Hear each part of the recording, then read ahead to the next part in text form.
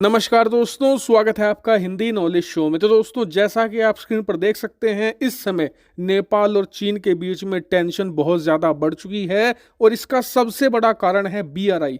दरअसल दोनों देश बेल्ट एंड रोड इनिशिएटिव, जो चीन के राष्ट्रपति शी जिनपिंग का एक ड्रीम प्रोजेक्ट है, उसको लेकर दोनों देश आपस में भिड़ चुके हैं और इसका सेंटर पॉइंट है पोखरा एयरपोर्ट। और अगर आप हिंदी नॉलेज शो की सारी वीडियो देखते हैं तो आपको पोखरा एयरपोर्ट का सारा इतिहास, वर्तमान और भविष्य पता होगा, क्योंकि एक महीने पहले ही इसको लेकर भारत ने बड़ा फैसला लिया था और मैंने आपको इसके बारे में सारी डिटेल बताई थी। लेकिन अगर आपने वो वीडियो नहीं देखी तो कोई बात नहीं, मैं आपको फटाफट शॉर्ट में सारी चीजें समझा देता हूं, क्योंकि पोखरा एयरपोर्ट से ही ये सारी चीजें जुड़ी हुई है। आपने एक बार पोखरा एयरपोर्ट का इतिहास समझ लिया तो आप ये पूरा मामला भी समझ जाएंगे। तो दोस्तों, जो पोखरा एयरपोर्ट है वो नेपाल के शहर पोखरा में बना हुआ है और हाल ही में इसका निर्माण कंप्लीट हुआ और इसी साल जनवरी के महीने में, यानी लगभग अब से 6 महीने पहले, ये ऑपरेशनल भी हो गया था। और आपको बता दूं कि नेपाल ने इसे बहुत ही ज्यादा बड़े एम्बिशन के साथ तैयार किया है,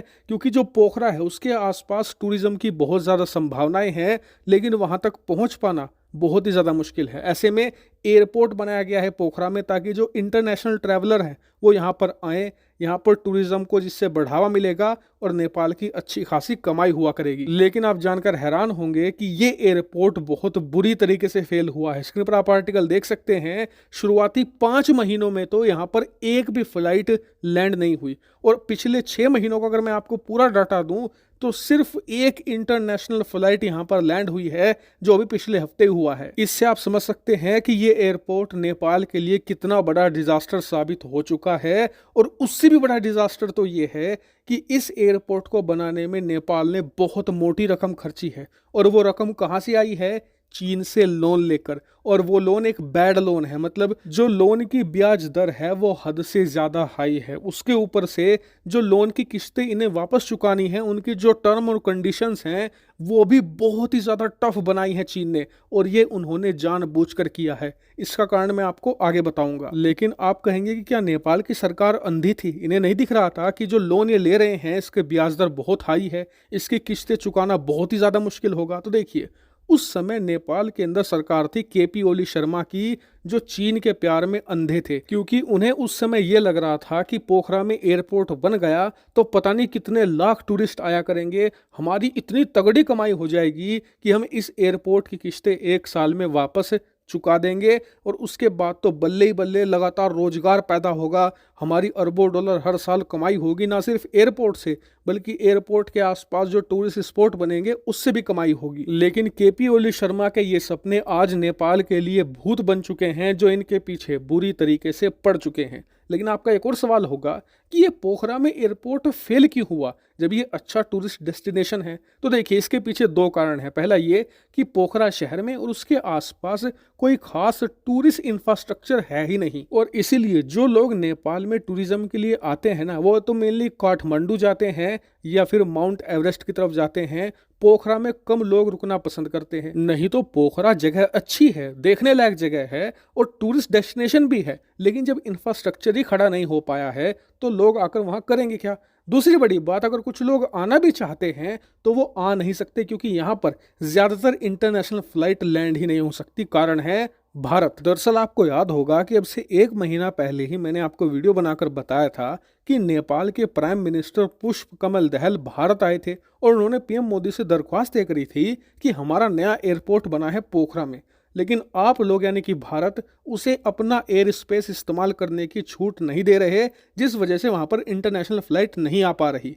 भारत ने उस समय यह कहा था कि जी देखिए, पोखरा एयरपोर्ट बना है चीन की मदद से और इसमें लोन की किस्तें इतनी ज़्यादा मुश्किल है कि आप चुका नहीं पाओगे, और उसमें शर्तें फिर ऐसी लगी हुई हैं कि अगर आपने लोन की किस्तें नहीं चुकाई तो वो चीन का हो जाएगा एयरपोर्ट, और ऐसे में कल को चीन उसका इस्तेमाल भारत की जासूसी के लिए कर सकता है। और इसीलिए हम अपना एयर स्पेस पोखरा एयरपोर्ट के लिए नहीं देंगे। हाँ, काठमांडू एयरपोर्ट पर या नेपाल के किसी भी और एयरपोर्ट पर आपको जितनी फ्लाइट लैंड करवानी है करिए, आपको जितना एयर स्पेस हमारा इस्तेमाल करना है करिए, बिल्कुल छूट है, लेकिन पोखरा एयरपोर्ट पर बिल्कुल नहीं। और यही कारण है पोखरा एयरपोर्ट की बर्बादी का, क्योंकि आप देखेंगे कि जो नेपाल का भारत की तरफ का हिस्सा है ना, वहां पर बिल्कुल फ्लैट जमीन है, कोई बड़े पहाड़ पर्वत नहीं है, ऐसे में जो इंटरनेशनल फ्लाइट है वो आसानी से आ जा सकती हैं भारतीय एयर स्पेस का इस्तेमाल करके।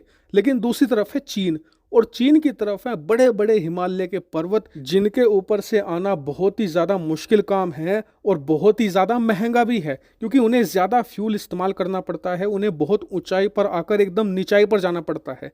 इसीलिए ज़्यादातर एयरलाइन उस रूट को प्रेफर नहीं करती। तो खैर, जब भारत ने पोखरा एयरपोर्ट पर अपना फैसला नेपाल को सुनाया तो नेपाल के प्रधानमंत्री अपनी टीम के साथ वापस अपने देश लौट गए, और वहां जाकर नेपाल की मीडिया ने नेपाल के जो फॉरेन सेक्रेटरी हैं और जो नेपाल के फॉरेन मिनिस्टर हैं उनसे सवाल किया कि जी, भारत कह रहा है पोखरा एयरपोर्ट बीआरआई का हिस्सा है, और अगर हम लोन नहीं चुका पाए तो ये एयरपोर्ट चीन के हवाले हो जाएगा। तो इस पर नेपाल की फॉरेन मिनिस्ट्री ने यह जवाब दिया कि जो पोखरा एयरपोर्ट है वो चीन के बीआरआई का हिस्सा नहीं है, वो सेपरेट प्रोजेक्ट है और वो कभी भी चीन का हिस्सा नहीं बनेगा। लेकिन नेपाल सरकार को यहीं पर चीन ने झटका दे दिया, क्योंकि नेपाल में जो चीन की एम्बेसी है उन्होंने एक प्रेस रिलीज जारी करके स्पष्ट तौर पर कह दिया कि नेपाल की सरकार झूठ बोल रही है और पोखरा एयरपोर्ट बीआरआई का हिस्सा है।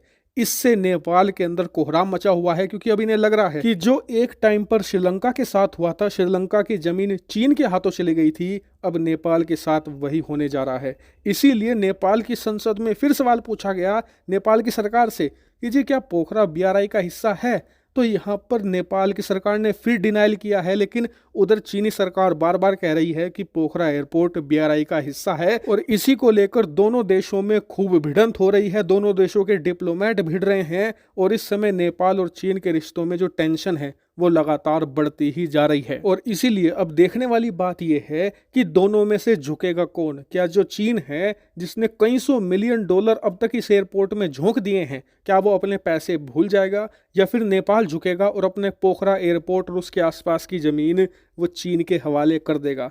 लेकिन चीन का झुकना तो मुझे इस समय बहुत मुश्किल लग रहा है, क्योंकि चीन ने आज तक जहां जितने भी पैसे लगाए हैं सूद समेत वसूले हैं, चाहे वो श्रीलंका हो, पाकिस्तान हो, या कोई अफ्रीकी देश क्यों ना हो। क्योंकि चीनियों का एक बहुत ही पक्का उसूल है कि चमड़ी जाए पर दमड़ी ना जाने पाए। ये अपना मूल तो छोड़ो, अपना ब्याज भी नहीं छोड़ेंगे। 6 साल हो लिए पाकिस्तान को जो लोन दिया था ना, उस पर ब्याज ले रहे हैं ये। इन्होंने 1 रुपए का भी डिस्काउंट पाकिस्तान तक को नहीं दिया।